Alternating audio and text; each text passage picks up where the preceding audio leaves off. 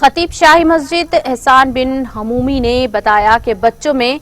پائے جانے والا مہلک مرض تھیلیسیمیا سے متاثر بچوں کو خون کی فراہمی کے مقصد سے شہر حیدرآباد میں واقع ریڈ روز فنکشن ہال میں 11 اپریل کو بلڈ ڈونیشن کیمپ کا انعقاد عمل میں لایا جا رہا ہے۔ انہوں نے مختلف NGOز، تنظیموں اور طلباء اور سماجی کارکنوں سے اپیل کی ہے کہ اس بلڈ ڈونیشن کیمپ میں شرکت کرتے ہوئے اپنے خون کا عطیہ دیں تاکہ مہلک مرض تھیلیسیمیا میں مبتلا بچوں کی جانوں کو بچایا جا سکے۔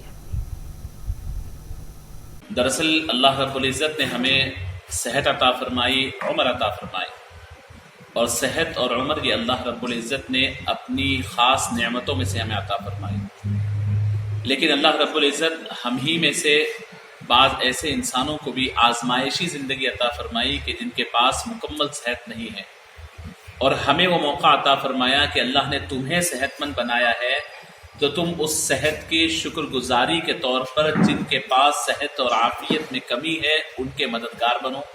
ان کی ضرورت میں کام آؤ۔ اللہ رب العزت نے جو ہمیں صحت عطا فرمائی ہے اس صحت کی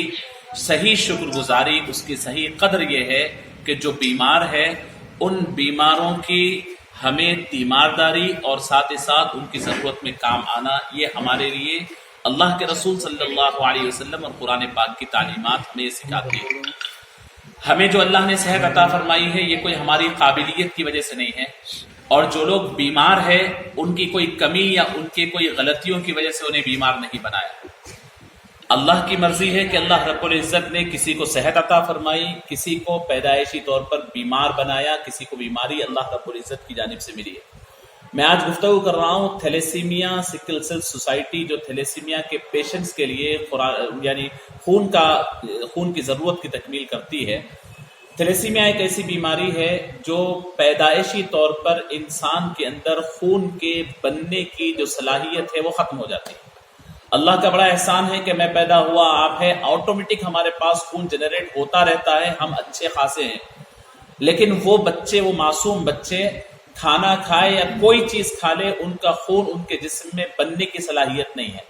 اگر اب ان کو زندگی آگے بڑھانی ہے تو پھر میرے اور آپ کے جیسے اللہ نے غیرت مند، صلاحیت والے اور پھر صحت مند لوگوں کی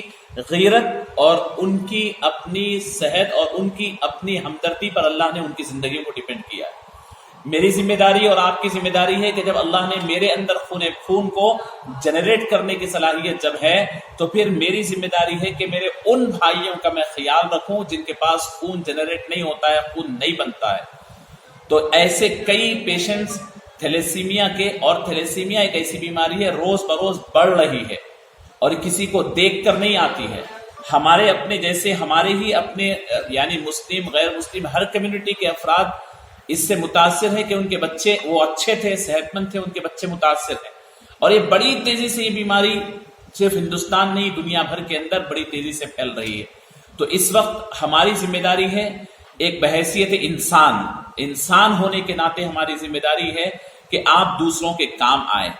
اگر کسی انسان دوسروں کا کام نہیں آتا ہے، سیلفش ہے، تو پھر وہ انسان ہی نہیں ہے۔ درد دل کے واسطے پیدا کیا انسان کو پیدا کیا درد دل کے واسطے۔ سامنے والے کو اگر تکلیف ہے تو مجھے کوشش کرنی چاہیے آگے بڑھ کر اس کی تکلیف کو دور کرو۔ قرآن پاک میں اللہ رب العزت ارشاد فرماتے ہیں کہ وَمَنْ أَحْيَاهَا فَكَأَنَّمَا أَحْيَا النَّاسَ جَمِيعًا، جس نے ایک انسان کی زندگی آگے بڑھنے میں مدد کی، گویا اس نے پوری انسانیت کو زندگی آگے بڑھنے میں جینے کے لیے اس کو مدد کی ہے۔ جیسے کوئی ایک انسان کو قتل کرتا ہے، پوری انسانیت کو قتل کرنے کی ویسا اس کے لیے یعنی اس کی سزا ہے، ویسے ہی کوئی انسان ایک انسان کی زندگی آگے بڑھانے کے لیے مدد کرتا ہے، اس کے لیے اللہ رب العزت کی جانب سے وہ عظیم نعمت عطا فرماتے ہیں۔